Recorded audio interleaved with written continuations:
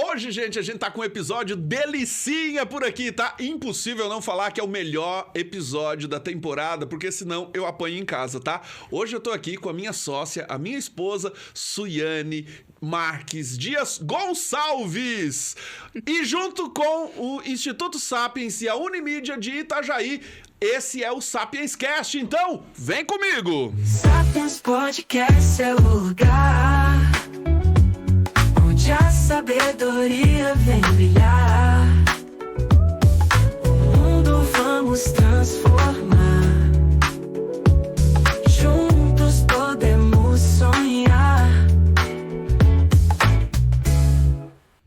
E hoje, gente, eu quero já pedir pra você que tá aí em casa, tá? Curte, deixa o seu joinha aí, compartilhe, envie esse vídeo pra mais pessoas. Aqui na descrição do vídeo também tá todas as arrobas, tudo que você precisa pra curtir esse vídeo, porque hoje o episódio vai ser muito especial, tá? Seja muito, muito, muito bem-vinda. Esta é o amor da minha vida. Suiane, bem-vinda ao Sapiens Cast. Se apresenta aí pra galera, né? Eu te conheço, vai ser difícil. Como é que eu vou te chamar nesse episódio, né? Suiane, Su, amor, sei lá. Se apresenta aí pra galera. Muito bem, muito obrigada pelo convite. Como o Clênio já falou, me chamo Suiane. Casada com um homem lindo. Casada com o Clênio. Sou psicóloga. Atendo através da abordagem teoria cognitivo-comportamental. E sou sócia proprietária no meu lindíssimo esposo, Clênio. Muito bem. Gente, hoje o episódio vai ser muito legal. A gente vai falar sobre saúde mental, vamos falar do trabalho em psicologia. E hoje a gente está com a Suiane por aqui. A gente trabalha no Instituto Sapiens, a gente é sócio. E só para que a gente entenda, o Sapiens Cast nasceu porque nós fizemos um ano de instituto. E em comemoração a um ano do Instituto, nós desejamos criar conteúdos daquilo que a gente trabalha lá dentro. Empreendedorismo, espiritualidade, saúde mental, porque o Instituto Sapiens tem 3 linhas de frente: a psicologia, a filosofia e a teologia. Cada ciência trabalhando individualmente na sua área. E aqui, trabalhando juntos no Sapiens Cast hoje. Su, seguinte, vamos falar sobre coisa boa, né? Então vamos começar desde lá de trás. Por que tu escolheu a psicologia? Assim, tu já nasceu psicóloga, cuidando das tuas amigas. Como é que foi esse rolê aí? Como é que nasceu a psicologia na tua vida? Então, desde criança, eu sempre quis psicologia, né? Eu tinha outros segundo planos, se não desse certo a psicologia, mas o meu primeiro desejo sempre foi a psicologia. E quando eu saí do ensino médio, eu fui no OPA, né? Que temos na Univale, e ali eu tive certeza que era psicologia e passei no processo seletivo, né? Dei meu nome, enfim. E fui aprovada para psicologia, assim, iniciei. Mas sempre foi um desejo desde de criança, assim, era ser psicóloga. Caraca. Vamos falar pra galera, né? Eu sou nascido em Presidente Venceslau, interior de São Paulo. Tu nasceu onde, Su? Então, sou navegantina, nasci em Navegantes, dengo. Venho de uma família muito simples, né? Meus pais nunca deixaram faltar nada. Mas mas vem de uma família muito simples, né? Meu pai é pedreiro e minha mãe... Seu Ademir, termina a nossa casa! Minha mãe hoje é gerente, foi gerente muito tempo de um supermercados, mas também já foi diarista, né? Uhum. Então, eu tenho muito orgulho dos meus pais. Muito do que eu sou hoje vem deles. Então... Hoje, vamos lá. Então, seu Ademir, ele tá construindo a nossa casa, né? Então, muito obrigado, seu Ademir. O piso já chegou. E aí, nós temos construindo a nossa casa, a casa do Cris, né? Do teu irmão, meu cunhado. E a tua mãe trabalha hoje lá na Preço Popular. Isso. Lá em Navegantes, né? Rose, nos patrocine. Quero vocês aqui, tá? Rose e Celso. Por que que isso é muito importante? O Celso passou por um momento muito desafiador na vida dele agora, né? Um problema ali no coração. Passou dias internado e nós vimos florescer esse momento, né? Então, nós temos um deserto florido acontecendo na vida da Rose. Rose, te espero aqui, tá? E outra coisa, Dona Isolete, tu foi politicamente correta dizendo: minha mãe trabalhou trabalhou em um supermercado, foi parte supervisora de padaria, né? Então já vamos dizer o nome do mercado, Top House, eu também trabalhei lá. Liba, nos patrocine! Bora lá. Então, tu vem dessa família, alguém já era formado na tua casa? Não. Tem psicólogo na tua família? Que tu saiba? Não também. Assim, mais distante, assim. Mais próximos, não tem. Eu fui a primeira a me formar, assim. Meu irmão até começou educação física, mas não finalizou, né? Depois ele finalizou logística, enfim. Mas eu fui a primeira psicóloga da família. Caraca! E como é essa sensação, assim, de ir pra faculdade? Foi tudo tranquilo? Foi tudo calmo? Teve momentos de altos e baixos na faculdade? Hoje, se tu olha, estou formada. Mas como é que foi esse processo dentro da faculdade para chegar? Porque hoje tu tem a tua empresa, então só para que a gente também entenda, tá? O Instituto Sapiens é dela, tá? O CNPJ tá no nome dela. A gente é sócio só porque tá casado e trabalhamos juntos. Mas assim, hoje tu é empresária, tem uma empresa na cidade de Navegantes, a gente fez 1 ano de Instituto Sapiens. Então, às vezes, a gente olha e diz assim, meu Deus, saiu da faculdade, conseguiu prospectar um negócio... É tão simples assim? Como é que foi esse rolê? Como é que tu sente isso? É tranquilo começar uma empresa? A gente sai da faculdade já pronto para o negócio? Como é que tu sente isso? Então, falando um pouquinho do início, né? A faculdade de psicologia foi, eu acho que o meu maior desafio, assim, pessoal. Porque eu sempre... tive próxima no meu ensino médio, né? De pessoas que me traziam segurança. Então, quando eu fui para a faculdade de psicologia, eu não tinha nenhum amigo que... eu quero fazer psicologia também. Eu fui a única pessoa da minha sala que queria psicologia. Então, eu pensei, meu Deus, eu vou ter que entrar na universidade sozinha. Eu não conheço ninguém que queira fazer o mesmo curso que eu. Então, foi o meu maior desafio, assim. Entrar sozinha para a universidade, né? E, claro, ali fazer os meus vínculos, fortalecer os meus laços, enfim. Mas o mais difícil para mim foi iniciar a faculdade sozinha e ter que fazer novos laços lá, né?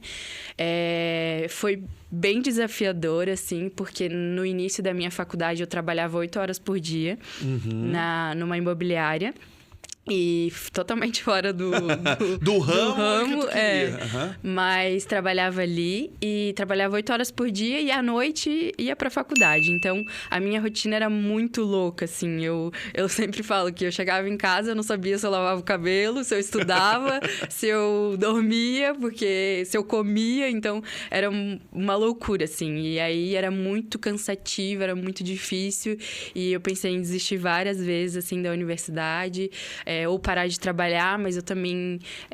eu não ajudava em casa, mas eu trabalhava para ter minhas coisas, né? Então, eu não queria abrir mão disso. E, enfim... Essa foi a minha maior dificuldade na universidade, né? E aí, o tempo foi passando, a gente vai se acostumando com a rotina, né? E... chegou o momento da formatura, né? Aí, enfim, muitas coisas aconteceram nesse decorrer, né? Eu conheci o Clênio, te conheci. Muito obrigado pela parte que me toca. E... não querendo gabar o Clênio, né? Mas quando ele chegou... Na verdade, eu trouxe no Sapiens Cast porque eu queria popularidade hoje.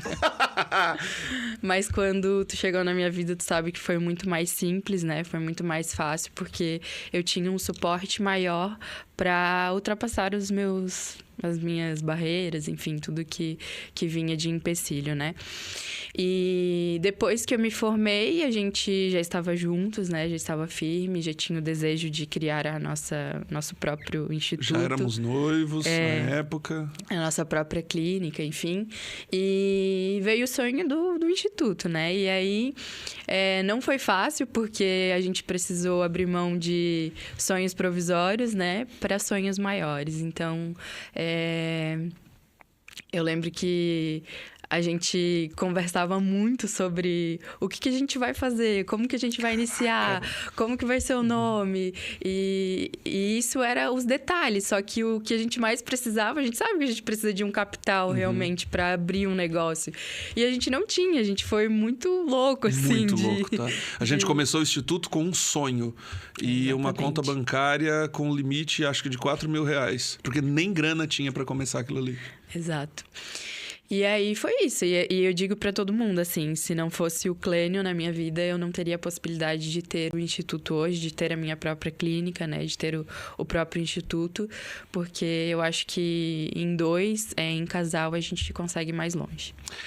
Nós tivemos, na sexta-feira passada, um podcast com a Mirella, a professora Mirella, e ela falou algo muito importante no episódio passado, que foi o seguinte: ela falava a respeito de ser corredora e que corria mais rápido, mas que com o marido dela, o Rodrigo Moté, e o filho, o Brian, eles nem percebiam a distância que iam, né? Então isso para mim tocou muito forte, porque a gente vai perceber que sozinho a gente pode ir até mais rápido, mas junto a gente vai mais longe. A gente pode demorar um pouco mais no processo, mas a gente consegue ter uma resiliência e um suporte muito maior.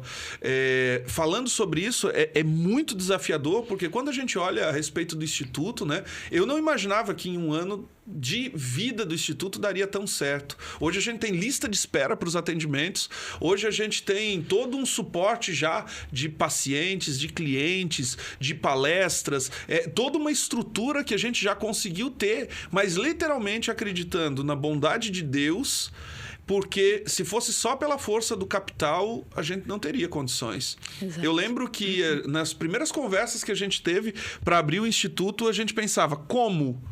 A gente não sabia nem onde, e as coisas foram aparecendo. É aquela experiência, vamos botar o pé que Deus vai colocar o chão. Foi exatamente assim que a gente começou. E é muito interessante para quem não nos conhece, quem não conhece o Instituto Sapiens, eu fui padre por 17 anos. E eu queria a tua versão um pouco disso, né? Porque talvez um dos grandes desafios que nós tivemos foi o início do nosso relacionamento, né? Então você que está em casa e quer saber fofocas agora, fique aí que ela vai contar como é que começou o nosso relacionamento. E talvez você teve curiosidade, porque eu já escutei muita gente falando sobre isso lá em Navegantes, né? Muitas coisas absurdas, mas hoje você vai saber da boca da Suiane a versão dela sobre o início do relacionamento. E eu queria entender, porque se eu fosse entrevistado no Sapienscast, nós temos um bloco do nosso episódio que é o Deserto Florido. Talvez o momento de maior deserto que eu tive na minha vida foi o momento em que eu precisei escolher sair do ministério por um cuidado de saúde. Foi o momento em que eu mais me senti sozinho. E quando você diz assim, o Clênio chegou na minha vida e as coisas ficaram mais fáceis, isso do meu lado também é muito real. Por quê? Porque no momento em que eu mais precisei e que eu talvez não encontrei ninguém que me desse suporte, sem ter nada para oferecer, foi tu que pegou na minha mão. Né? Então, se eu entendo que o meu deserto floresceu, foi exatamente porque teve alguém que acreditou em mim e resolveu estar comigo exatamente no deserto. Naquele momento, tu não podia tirar minha dor, não podia resolver os meus problemas. Para quem não sabe, no ano de 2017, 2018, eu descobri um aneurisma cerebral e foi ali que mudou a rota e a direção da minha vida. Eu vim para Navegantes como padre na igreja de São Domingos e foi ali que eu decidi, por conta própria, sem a vontade dos meus pais, sem a vontade ou a anuência da minha família, dos meus amigos. Talvez naquele momento a única pessoa que entendeu fui eu e Deus. E naquele momento eu lembro que eu tive muita dificuldade porque nem a instituição naquele momento também me entendeu ou deu algum tipo de suporte para o meu cuidado. Eu fui vendo portas fechadas. Quem gosta da literatura bíblica, eu me senti como José no poço sendo vendido pelos irmãos. Esse foi um sentimento que eu tive. E lá no poço eu ficava às vezes pensando assim, quem está comigo? E eu tive a certeza que naquele momento a única pessoa que estava comigo era Deus. Mas tiveram pessoas que tiveram a coragem de descer no meu poço, não para me deixar ali, mas para me tirar dali. E você foi exatamente essa pessoa que entrou na minha vida e me tirou do poço. Então, eu queria entender a tua versão da história. Como é que começou esse rolê, né? Como é que a gente começou e, acima de tudo, não só como começou, como é que foi para tu sentir? Porque foi muito difícil quando a gente iniciou um relacionamento, abriu esse relacionamento para que as pessoas soubessem, e aí vem uma carga de outras coisas, né? De olhares, de falas, de reprovações, pessoas que não tinham vínculo nenhum, às vezes, conosco, que julgavam, que falavam. Como é que foi isso para tu, Su? Então, quando tu tinha dito do deserto florido, eu acredito que esse é o momento que mais se encaixa no meu deserto florido, porque foi um dos momentos mais difíceis da minha vida, onde eu tive que lidar como tu falou, né? Com olhares de muitas pessoas, com a rejeição de muitas pessoas. Então, vamos fazer uma pausa aqui. Eu quero chamar agora, então, a você que tá em casa. Você que não conhece o episódio, você que nunca teve, talvez, no Sapiens Cast, esse é o momento em que nós vamos falar do deserto florido. Por quê? O momento do deserto florido é um momento em que nós falamos de momento do deserto e depois de florescimento. Então, eu quero, nesse momento, convidar você a participar conosco do momento deserto florido. Editor, chama a vinheta! Podcast, vamos conversar. Conhecimento pra compartilhar. Experiências temos pra lembrar. Princípios pra te guiar. Então, bora lá. Dona Suiane Marques Dias. Não tinha Gonçalves ainda, né? Vamos continuar o rolê dessa história. E teve momento de deserto na sua vida? E de florescimento? Então, continue contando pra gente esse momento. Teve muitos. Teve 2 que me marcaram, mas o que mais me marcou realmente foi o momento em que a gente assumiu o nosso relacionamento, né? As pessoas, elas anulam literalmente o teu problema de saúde, né? Quando a gente resolveu assumir, né? Eles totalmente anularam o que tu tinha passado e a fala era: o Clênio saiu por causa da Suiane. Né? E eu tive que lidar com essas falas, porque eu também, talvez, no lugar das pessoas, pensaria a mesma coisa, né? Então, não julgo as pessoas, mas para mim foi um momento muito difícil. A gente tinha uma amizade antes do Clênio sair, né? O Clênio era frei, padre, e nós tínhamos um grupo. Ele se chamava Ferino Santo, lembra? Lembro. E a gente era muito próximo, a gente era muito amigo. Eu e o Clênio, tanto eu com os outros integrantes desse grupo, a gente era muito... Shell, Maju, Bianca, Caio, João Marcelo, Caio, Bianca, João Pedro. Exatamente. E acho que não esqueci de ninguém, né? Não, acho que Essa era galera. esses mesmo. E... Enfim, a gente era muito próximo nesse grupo, né? E o Clênio partilhava muito da vida religiosa, momentos. Exatamente, com a gente, enfim.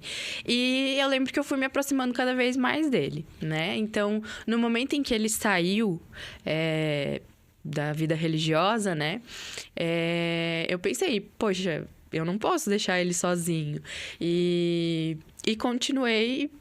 conversando contigo, continuei próxima, exatamente. Me emprestou a moto pra eu fazer a entrevista do meu primeiro emprego lá no Top House, tá?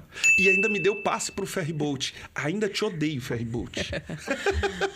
E, enfim, e foi acontecendo, assim. A gente era muito amigo e eu fui dando suporte. Tu sempre partilhava comigo como tu estavas e eu via que tu não estavas bem, né?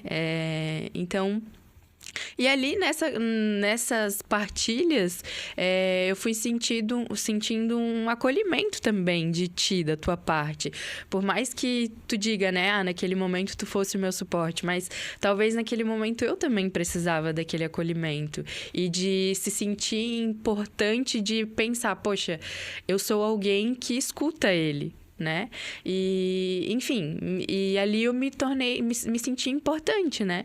E talvez naquele momento eu comecei a te olhar com outros olhos, né? E aí eu pensei, poxa, ele não tá mais na vida religiosa, né? E eu lembro que teve um momento que eu fui lá na tua casa, na casa em Itajaí. Eu morava ali próximo à Univale, ali no Isso. Matadouro, né? E Nossa, eu lembro que a kitnet era muito pequena. Meu Deus. Muito Pra pequena. terem uma ideia, eu ainda sinto o cheiro da kitnet em alguns lugares que eu entro e me reporta direto pra lá. Foi a primeira experiência que eu tive. Assim que eu saí, eu fui morar numa kitnet ali no Matadouro, aqui em Itajaí, porque eu não tinha grana pra ir pra lugar nenhum, né? E eu lembro que a primeira noite ali foi terrível no sentido de chegar e não ter nada, mas ter uma baita sensação de liberdade. Exato. E aí eu lembro que eu fui te visitar, né? Tu não tinha TV. Aham, eu A não- famosa história da TV. A famosa história da TV. O golpe estava na TV, tá? Ele não tinha nem TV, ele não tinha nem roupa de cama, né? Eu lembro que a Sarita Aham. Quem me emprestou ajudou. muitas coisas pra Até ti. hoje, as panelas de casa são os presentes que a Sarita me deu quando fui pra kitnet. Exato. E aí eu lembro que naquele momento eu partilhei contigo que talvez eu estaria sentindo algo diferente pelo Clênio. E aí eu lembro que tu, sem reação, tu disse, mas eu não sei nem como isso funciona. Eu não tinha sei entrado namorar. com 13 anos no seminário e saí com 30, pensa? Exato. É um negócio muito louco, né? E aí, enfim, naquele momento a gente foi conversando, a gente foi fluindo. O Clênio era... como é que eu posso utilizar a palavra? Muito fechado nessa questão de relacionamento, né? Ele não sabia como me tratar. Era enfim, muito louco, né? Era diferente. E aí a gente foi aprendendo um com o outro, né? E eu lembro que... A Suiane chegou e não tinha nada em casa. Nada. Sabe o que é nada? Nada. Aí ela chegou um dia... Você não tem televisão? Eu pensava, não tem comida. Eu vou ter televisão. Aí ela despretensiosamente disse assim... Lá em casa tem uma televisão sobrando? Aí eu... Tá, como é que tem uma televisão sobrando na tua casa? Eu vou te emprestar. Tá bom, me emprestou a televisão. Depois eu descobri que era a televisão do quarto dela. Que ela tirou a televisão do quarto para me emprestar a televisão. Olha o interesse por trás dessa televisão, né? E eu sempre brinco em relação a isso, né? Ela me emprestou a TV, mas eu perdi o controle, né? E daí é que começou o nosso relacionamento. Tá, continua. Ai, esqueci onde eu parei agora. E foi exatamente assim que a gente começou, no sentido de estar lá na kitnet, iniciar o relacionamento, não sabia como te tratava ainda nesses momentos. E talvez o grande desafio é, beleza, começamos nós entender o que nós sentíamos e colocar isso pra fora. Exato. Eu lembro que a minha mãe falou assim pra mim: Ô Suiane, o teu pai veio me perguntar se tu tem alguma coisa a ver com a saída do Clênio. Os meus pais. Aí eu falei: não, mãe, o Clênio tá com problema de saúde, ele tá com aneurisma, enfim. E aí a gente foi lidando com isso, né? E aí eu senti muito o apoio dos meus pais ali também. E aí chegou o momento de falar com eles, né? Eu lembro que eu fui pro acampamento Mirim. Eu lembro. Eu fui pro acampamento Mirim, até então a minha mãe sabia que a gente estava conversando já, né? Com a intenção de ter um relacionamento. E, enfim, fui pro Mirim e o Clênio foi lá em casa. Na verdade, lá vou eu me intrometer na história de novo. Era próximo do aniversário da tua mãe. E final de aí eu semana. fui levar um presente pra tua mãe, esperando que a mãe dela estivesse em casa. Quando eu chego lá, está o meu o pai dela em casa. E a mãe não está. Qual o problema no meio de tudo isso? Eu estava com presente. Entrego ou não entrego? Entrego ou não entrego? Ah, tá aí, eu já vou entregar. E daí que eu pensei, falo ou não falo? Falo ou não falo? Falo ou não falo? Falei, eu já tô aqui, vou falar. Só que a minha estratégia para falar com teu pai foi colocar todos os requisitos negativos para que ele pudesse falar que não e eu pudesse ter uma desculpa para dizer, Suiane, não dá porque o teu pai não quis. Mas tudo que eu falei pro teu pai que eu não queria, ele me quebrava, porque eu cheguei e aí disse, olha, senhor Ademir, seguinte, eu vim trazer um presente para dona Isolete, mas já que o senhor está aqui, queria conversar com o senhor. Então, a Suiane, a gente está se conversando e, enfim, a gente está gostando um do outro. E ele só balançava a cabeça, assim, né? Tá. Aí eu falei, mas, senhor Ademir, tem um problema, né? a gente tem uma diferença de idade. Então eu fui falar pro seu Ademir da nossa diferença de idade. Esperando que ele falasse, Clênio, não vai dar. Mas aí, quando eu terminei de falar, ele falou, pois é, eu e a dona Isolete também temos uma diferença de idade. Aí eu, puta merda, acabou com um requisito que eu tinha. Aí eu pensei, outro. Seu Ademir, mas o senhor tem que entender que eu não tenho nada. Eu saí agora da vida religiosa e eu não tenho R$1. Aí o seu Ademir assim, então, quando eu comecei com a dona Isolete, eu também não tinha dinheiro. Aí eu pensei, puta lá a vida, e agora, né? Aí eu falei, tá, seu Ademir, mas o que as outras pessoas vão dizer em relação a isso, né? Porque é tua filha. Aí ele disse assim, eu nunca interferi no relacionamento da Suiane, com quem ela ficaria ou com quem ela não ficaria. Então, se ela falou pra ti que ela gosta de ti, por mim tá tudo bem.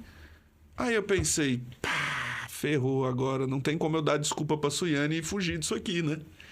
Aí ele, pra terminar a história, ele disse assim, ela tá num acampamento, né? No domingo é a chegada do acampamento dela, então se você quiser vir aqui, a gente vai fazer um jantar, uma recepção aqui. Eu lá não sabia mais o que falar, eu falei, tá bom. E tu tava no mirim no meio disso, né? Agora conta o restante da história. É isso. E aí, quando eu cheguei do mirim, tava o Clênio lá do lado dos meus pais. Eu falei, oi, o que aconteceu? Ela não sabia que eu tinha ido lá. Eu não sabia de nada. Daí, quando a gente chegou, eu fui ao encontro do Clênio, né? Dei um abraço nele. Aí ele falou, já falei com os teus pais. Aí eu falei, como assim? E os meus pais? E aí foi assim, meus pais super aceitaram, super nos apoiaram. E aí eu sempre digo que o meu deserto florido foi a questão de lidar com pessoas que eu amava realmente, que eu sabia que me amava, só que era difícil para elas também, só que lidar com talvez o rejeitamento, não sei se essa é a palavra correta, mas com rejeitamento, a rejeição, a exclusão, talvez, né, de pensarem, né? O Clênio saiu por causa da Suiane, então... E foi muito difícil no começo ali na comunidade, né? Mesmo tendo pessoas que estiveram próximas, mas muita gente se afastou, né? Exato. Muita gente ficou muito distante e é muito diferente do que é hoje, né? Então, se a gente olhar o florescimento, meu Deus, a gente há poucos dias, hoje a gente continua, inclusive, na igreja em que eu fui padre. E juntos a gente coordena o acampamento Joã. Né? Então, o último acampamento Joã, o João e a Bianca estiveram conosco. A gente coordenou o acampamento Joã ali na paróquia de São Domingos. E é um baita florescimento, né? A gente não precisou fugir das nossas escolhas. E eu acho que isso está muito interligado, embora seja o momento deserto florido da Suiane. É impossível que esse episódio não seja quase uma auto-entrevista e entrevista da minha esposa. Porque, de fato, hoje, se a gente é empresário em Navegantes, se a gente tem o Sapiens Cast por aqui e todos os outros projetos que a gente tem, é porque a gente viu florescer esse deserto juntos, né? Na nossa vida. E esse foi o momento deserto florido. Eita! Que hoje tá diferente, né? Muito bem, Su. Então, conta aí pra gente algumas coisas, né? A primeira delas, a gente fala sobre a espiritualidade, a gente falou sobre Deus. E às vezes a gente olha pra psicologia e fala, na psicologia Deus não cabe. Então, eu tenho uma pergunta pra te dizer, pra te fazer. Dá para ser psicóloga e, no teu caso, católica, ser cristã, seguir a Deus? Como é que fica esse rolê? Porque, assim, às vezes a gente pensa, a psicologia tá se misturando com a religião. Como é que é isso? Dá para ser psicóloga e cristã? Dá, com certeza. Até porque quando a gente fala no campo terapêutico, né, do psicólogo, da relação do psicólogo com o seu paciente, a gente fala da relação do paciente. Né? A gente fala do paciente em si. Eu não venho ao caso quando se trata da relação terapêutica. O meu pessoal, eu não trago para o campo terapêutico. Né? Então, é claro, a gente precisa tomar um cuidado para não induzir um paciente a seguir as nossas religiões, as nossas crenças, né? Então, a gente deixa o nosso eu de lado, né? E a gente, claro, tem que tomar o cuidado para não interferir as nossas crenças no que a gente traz até o paciente. Mas a gente também não leva para o campo terapêutico a religiosidade, né? A gente não induz o paciente a seguir uma religião. Mas, se o paciente paciente traz uma religião pra gente, traz uma crença, a gente tende a enfatizar, a incentivar o paciente a buscar. Porque a gente entende a psicologia entende, né? Que quando a gente tem um ser que a gente acredita, né? Independente da sua religião, independente da sua crença, que faz com que a gente acredite que tem alguém que cuide da gente, que protege, que cuida do nosso futuro, dos nossos sonhos, a gente tem um sentido de vida, entende? É como se a religião, né, independente da sua, trouxesse um sentido de vida para nossa vida. Exatamente. E eu acho que isso que tu trouxe é bem importante. Agora eu tenho privilegiado saber de algumas coisas, né? O teu TCC, né? O TIC, que se fala aqui na Univale por causa da psicologia, por TCC ser a terapia cognitiva comportamental, mas o teu trabalho de conclusão de curso foi nesse sentido, né? Foi. Então, tu trabalhou com sentido de vida, foi isso? Exatamente. Então, por isso que eu digo, com todas as literaturas que eu me debrucei, né, durante o meu TIC. Viktor Frankl é um autor muito conhecido e que eu tenho uma paixão grande por ele. Ele diz que a religiosidade traz muito sentido de vida. Então, por isso que eu tenho capacidade e tenho total liberdade de concluir isso, que a religiosidade, ela traz sentido de vida para as pessoas. Para o ser humano, para as pessoas. Cara, que legal. Su, tu tem visto que, por exemplo, nós temos um mundo marcado por... Talvez nunca tivemos tantas casas de comédia, nunca tivemos tanto acesso a coisas divertidas, a entretenimento, a filme, a série, acessos ilimitados a tantas coisas. E talvez a gente nunca teve um adoecimento social, porque hoje a gente fala, é até modinha falar de saúde mental, né? Mas como é que tu enxerga isso, né? Como é que tu percebe essa geração tão adoecida? Como é que tu vê isso? Eu acho que essa geração, a geração que a gente está hoje, cuida muito com o externo e esquece de cuidar do interno.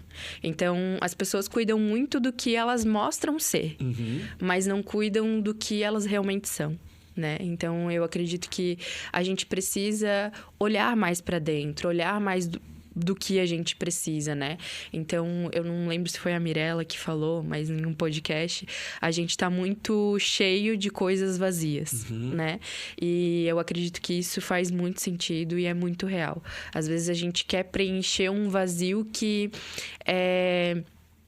um vazio que só é preenchido com coisas reais e a gente quer preencher com coisas fúteis, né? Então, eu acredito que é muito nesse buscando caminho. Essência, sentido de vida, isso tem faltado muito, Exato. né? Ontem nós conversávamos, porque agora a gente é casal no meio da entrevista, né? Mas ontem a gente falava dos adolescentes, né? A gente percebe que, por exemplo, no Instagram, a gente pega essa galera mais jovem, os adolescentes que estão vindo, tu não vê postagens de feed.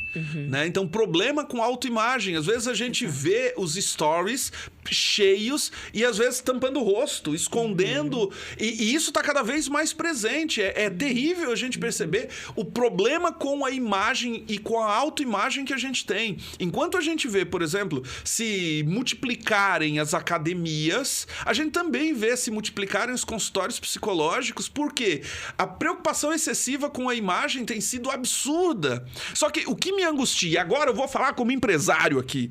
Às vezes as pessoas chegam lá no instituto e dizem assim, mas fazer uma consulta é caro. Mas às vezes tu paga 800, 900, R$1.000 num vestido para ir numa festa. E às vezes não tem a coragem de investir numa sessão para cuidar da sua saúde mental. Como se isso fosse secundário, fosse um favor. Esses dias o Frei Cleiton, lá da paróquia de São Domingos, usou uma expressão que eu achei fantástica, tá? E agora eu quero falar para você que está em casa, olhando na pupila dos seus olhos. Que bom seria que as máscaras que você usa fossem só as de carnaval. Porque o grande problema que nós temos é que, às vezes, nós colocamos inúmeras máscaras absurdas, tá? Tô feliz sempre, não tenho problema, não posso ficar triste. E, às vezes, você tá se afundando em problemas pesadíssimos e não quer cuidar da saúde, mas não liga de pagar a fatura do cartão de crédito de 3, 4, 5 mil reais. E aí, quando fala que o investimento para você cuidar da sua saúde é, sei lá, 150, 170, 200 reais para você cuidar da sua saúde mental, isso já não é importante. Não, eu faço de qualquer jeito.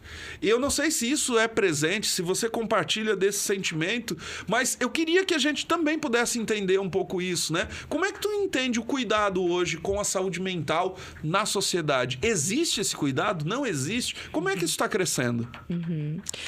Isso faz muito sentido que tu trouxe.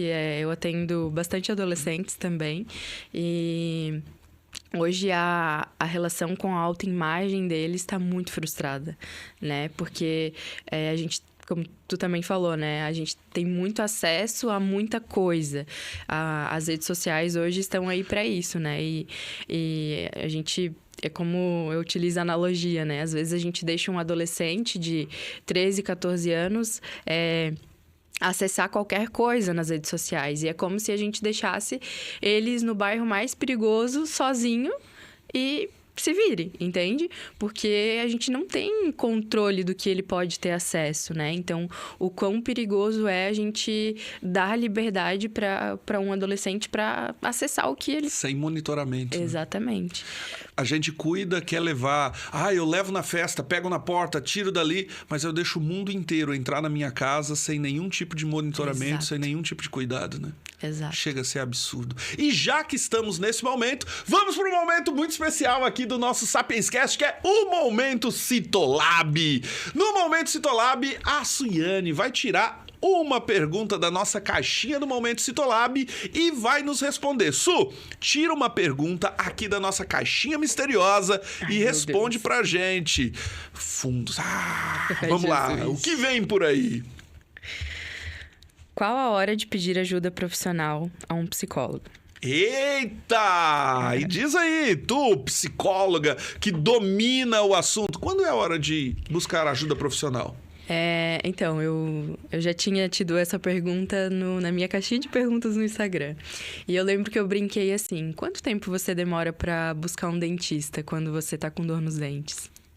Caraca. Quanto tempo você demora pra procurar um médico quando você tá com algum tipo de dor, né? Eu acredito que seja assim quando a gente tem alguns desafios e impacta na nossa qualidade de vida. E quando se trata de algo psicológico, né? Quando você vê que é algo mental que você não está conseguindo lidar, é hora de procurar ajuda, né? E não demore para esse processo, porque assim como uma dor, né? A medicina vem dizer, quanto mais a gente prolonga a procura de ajuda, mais ela vai crescer, né? E assim, a gente diz na parte mental também, na parte psicológica. Quanto mais você demorar para buscar ajuda, mais aquele problema vai crescer. Então, se você vê que algo impacta direto na sua qualidade de vida, é momento de procurar ajuda. Caraca! Então você que quer ajuda, que precisa de ajuda, seja ela na saúde mental ou em todo o restante da sua saúde, a Citolab pode te ajudar. Então, Citolab há 24 anos cuidando de toda a sua saúde. Se você ainda não segue nas redes sociais, vai lá no teu Instagram, abra o teu Instagram agora, @Citolab, siga direitinho, eles estão esperando por você para te atender da melhor forma possível. Citolab, há 24 anos cuidando de toda a sua saúde. Bora lá pro final do nosso episódio de hoje, passar rapidinho, meu amor. Então vamos lá. Olha só, nós estamos caminhando por aqui, falamos de ajuda, falamos de saúde mental, mas eu queria entender também uma coisa. Nós estamos vivendo um modismo de pseudos-psicologias por aí. Às vezes eu abro o Instagram, às vezes eu escuto alguém. Parece que a gente acostumou a dizer: estou depressivo, estou não sei o quê, estou ansioso. Eu quero que a gente consiga entender se toda ansiedade é um transtorno de ansiedade, toda tristeza é depressão. Como é que a gente sabe a respeito disso? Como é que a gente sente isso? Porque tá na moda, né? Esses dias eu escutei um adolescente chegando lá e disse assim, ai, eu tenho crises de ansiedade. Aí eu pergunto assim, tá, e por que tu tem essas crises de ansiedade? Não, eu tive a prova e eu tava angustiado. Aí eu fico pensando, tá, mas essa ansiedade não é natural? Todo mundo não sente essa ansiedade? Porque eu, quando tenho que fazer uma prova, sei lá o quê, eu também tenho medo, eu também tenho ansiedade, mas quando é que passa daquilo que é saudável para aquilo que é doentio, patológico? Então, assim, toda tristeza é depressão? Não. Então, fala um pouquinho aí pra gente, que rolê é esse? Então, é muito isso do que tu falou, né? A gente precisa saber diferenciar o patológico do natural, né? Então, a ansiedade, ela nos prepara para alguns momentos, né? Então, ela é saudável. A gente precisa identificar a intensidade dessa ansiedade. A partir do momento que ela passa a impactar a nossa qualidade de vida, aí a gente precisa buscar uma ajuda e verificar se existe um possivelmente transtorno, né? Assim como a tristeza, né? A tristeza, ela é natural, a gente tem dias tristes, né? Só que a gente precisa identificar a intensidade. Quanto tempo essa tristeza tem permeado? Se ela se prolonga? Exato. Qual a frequência, qual a intensidade dessa tristeza? E aí a gente identifica. Se for muito intenso, se for com muita frequência, aí a gente busca ajuda, sempre primeiramente busca ajuda de um profissional capacitado para identificar se realmente é uma depressão ou se realmente é só um momento da vida, uma tristeza. Exatamente. Então, é muito a intensidade dos sintomas, né? A ansiedade, talvez a gente poderia dizer, ver se estou certo, porque essa é a tua área, né? A ansiedade, ela passa a ser prejudicial, ou o medo, né? Passa a ser prejudicial quando começa a nos bloquear alguma coisa. Exato. Por exemplo, eu tenho ansiedade para uma prova. Mas se eu faço a prova, a ansiedade passou. O problema é quando essa ansiedade me bloqueia a fazer a prova, é isso? Exato. Exatamente. Quando ela te priva de fazer as coisas necessárias do dia a dia. Caraca, que legal. Muito bem. Su, nós estamos encaminhando para o final do nosso Sapiens Cast. Então eu queria que tu fosse pensando nesse momento uma mensagem final para as pessoas que ficam em casa, para as pessoas que estão lá. Só que antes desse momento de tu pensar nessa mensagem, eu queria que tu desse um conselho. Por exemplo, a mãe de um adolescente que está passando por esse tipo de dificuldade. Tu tem atendido no Instituto muitos adolescentes, né? O que falar para a família de alguém que está passando por uma dificuldade, ou de depressão, ou de crise de ansiedade, ou de tantas outras coisas que nós vemos hoje? Então, assim, como é que eu posso ajudar alguém assim? Né? Então, antes da mensagem final, qual o conselho? Olhando ali para quem está em casa, qual o conselho você gostaria de deixar, ou você poderia deixar para pessoas que convivem com pessoas que têm depressão, que precisam de auxílio? Como é que está isso? Bom, primeiramente eu diria às mães dos adolescentes, monitorem. Monitorem os adolescentes. Vocês precisam ter controle do que eles estão acessando, do que eles estão vendo, porque senão vocês vão perder o controle deles, né? Então é muito importante que vocês estejam presentes na vida dos adolescentes. E depois eu diria para pessoas que lidam com pessoas que têm ansiedade, que têm depressão, sejam acolhedoras, sejam o suporte para essas pessoas. Elas precisam de vocês. Às vezes, vocês não precisam dizer nada. Às vezes, vocês só precisam estar ali. Caraca, não é besteira, não é bobagem, não é coisa à toa, né? Su, então prepara uma mensagem final, porque eu quero falar com você que tá em casa hoje. Eu não disse que ia ser delicinha esse episódio? Um episódio muito legal, porque hoje eu tive aqui a minha esposa, a mulher da minha vida, que eu sou apaixonado por ela e tenho o maior orgulho da mulher que ela se tornou. Suiane Marques Dias Gonçalves, psicóloga, empresária, dona do Instituto Sapiens de Navegantes. E nós tivemos um bate-papo muito gostoso. A gente falou da nossa relação, do início do Instituto. Falamos também dos grandes desafios, dos desertos e florescimentos, de como a gente começou o nosso relacionamento e de como foi difícil conseguir ampliar, assumir e entender que para estar junto nós vamos precisar bancar as nossas decisões. Tem coisa que não dá para terceirizar. Falamos também sobre saúde mental, sobre a necessidade do cuidado, de como ajudar. E estamos agora no final do nosso Sapiens Cast. Su, meu amor, muito obrigado por tu ter vindo, ter se desafiado a estar aqui no Sapiens Cast conosco. A Su é apaixonada pela vida, é uma psicóloga extraordinária, só que gosta pouco de falar em público, e estar aqui é um grande desafio. Por que eu me orgulho tanto? Porque você mostra para mim, você mostra para os seus pacientes e para o mundo que a gente precisa se desafiar, precisa vencer, e a gente pode vencer qualquer coisa. Muito obrigado por encarar o Sapiens Cast, por vir aqui, por partilhar. Tu tem uma doçura que é tua. Muito obrigado por estar aqui. Então deixa uma mensagem final para quem está em casa. Tá. Primeiramente, muito obrigado por me desafiar, né? E eu acredito que é isso que me faz sair da zona de conforto. E sem você não seria nada possível e eu não estaria onde eu estou hoje. E pro pessoal de casa, eu diria, persista. No momento em que eu tive que escolher a psicologia, eu tive que persistir no meu desejo, no meu sonho. E se você persistir, você vai chegar lá. Então, eu diria, não desista e persista. Muito bem, Suiane, muito obrigado, tá? Um orgulho de ter aqui. Nos encontramos na vida e eu sempre brinco, né? Com a Suiane, eu abri primeiro um CNPJ do que um CPF. Espero que logo filhos venham no próximo ano, se Deus quiser, que as coisas se encaminhem. Muito obrigado por estar comigo, por pegar na minha mão e por encarar essa aventura louca que é empreender no Brasil. E a você que ficou em casa, até a semana que vem, um beijo no coração, e se precisar, procure ajuda, tá? Não perca o tempo da sua vida ou a sua vida sem procurar ajuda se você precisar. Sempre encontraremos uma mão estendida. Um beijo no coração, até a semana que vem. Tchau, tchau, valeu! Sapiens Podcast é o lugar onde a sabedoria vem brilhar. Vamos transformar. Juntos podemos sonhar. No Sapiens Podcast vamos conversar. Conhecimento pra compartilhar. Experiências temos pra lembrar. Princípios pra te guiar. Valores que vêm do coração.